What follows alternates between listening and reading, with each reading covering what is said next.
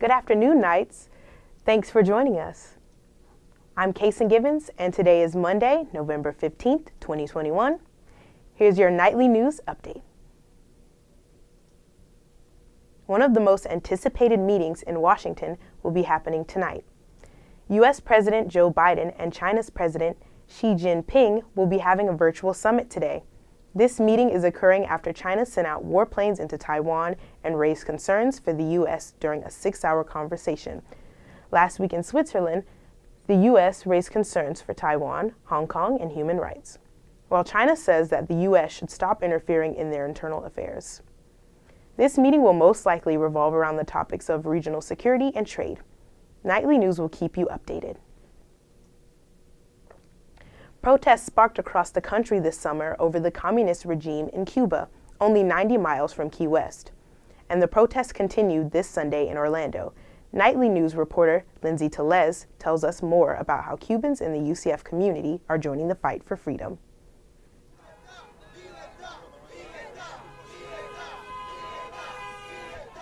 Cubans in Orlando showed up to keep the momentum going and protest the Cuban dictatorship Sunday afternoon.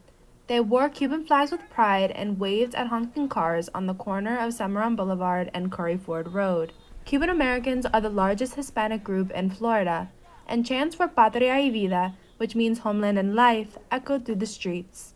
Members of the Cuban American Student Association at UCF say their families are affected by food and medicine shortages in Cuba.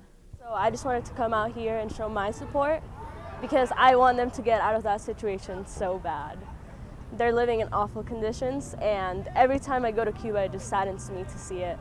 Cubans are using their voices to push for basic human rights like better health care, freedom of speech, and more economic opportunities. These protests that have continued for months are a statement to the Cuban government. The people have had enough, and they won't be silenced until Cuba is free. Rolando Gomez is also a member of CASA at UCF, and he says pressure is the key to change. We don't want to let our foot off the gas, we want as much awareness as possible. And we got to keep coming out, showing support. In Orlando, Lindsay Tellez, UCF Nightly News.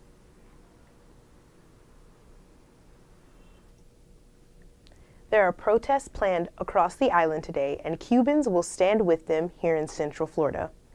They are gathering at 4 p.m. in front of the Sedonas on Curry Ford Road. Athletics play a big role on campus at UCF. Nearly 100 student athletes take part in at least one sport. Some athletes say that it is challenging to balance both school and their sport. Nightly News reporter Morgan Chambers tells us more about our student athletes. From practice to class to workouts and then study hall, being a student athlete keeps athletes with a full-time schedule. Jada Cody is a junior softball player. She says she struggles balancing her everyday life as a student athlete, especially since the softball season is approaching. It's honestly very difficult. This year I had to pick between hanging out with teammates or doing my classwork, so recently I've just been doing homework. UCF has 6 men and 9 women varsity teams that play year-round. According to a statement on mental health from the American College of Sports Medicine, approximately 30% of women and 25% of men report having anxiety. According to a 2015 survey by the NCAA, they found that nearly 30% of student athletes felt overwhelmed and even more overwhelmed during season, and that they had no social life. Men's basketball is also in its beginning stages. The men's basketball team is undefeated, beating Robert Morris and the University of Miami last week. Freshman PJ Edwards says he already feels how the semester has changed since the season has started.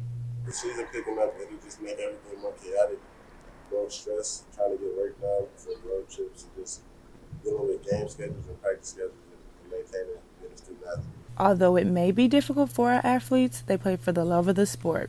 In Orlando, Morgan Chambers, UCF Nightly News. If you would like to support and cheer on your Knights, come out to the Addition Arena tomorrow at 7 p.m. for the men's basketball next home game against Jacksonville.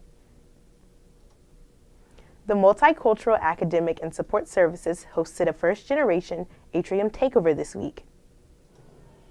The event celebrates the experiences of first-gen students and helps them to transition back to campus. Students got t-shirts and wellness bags that included blankets and socks for the upcoming cold weather. A DJ played music throughout the event, and Nitro even dropped by to dance. For more information on upcoming events, go to their Instagram at ucf.firstgennights. The UCF men's soccer team comes up short in their efforts to win the AAC championship against number 2 ranked Tulsa. The Knights were defeated 2-1 by the Hurricane. The game tied 1-1 until Tulsa scored in the 81st minute to seal the deal. Nightly News would like to congratulate our Knights for a hard-fought season. Now, let's take a look at today's weather forecast. Today's high is 73 degrees with mostly sunny skies and a 0% chance of rain. Tonight, the low is a chilly 52 degrees with a 0% chance of rain, so you may need a warm sweater tonight. Tomorrow's high is 79 degrees with sunny skies, much colder than previous days, so you might want to have a jacket on hand. That's all we have time for now. Make sure to keep up with all that's going on throughout the week by following us on Instagram at UCF Knightly News, and check back here tomorrow for more nightly news updates. I'm Kasyn Givens. Thanks for watching and have a great day.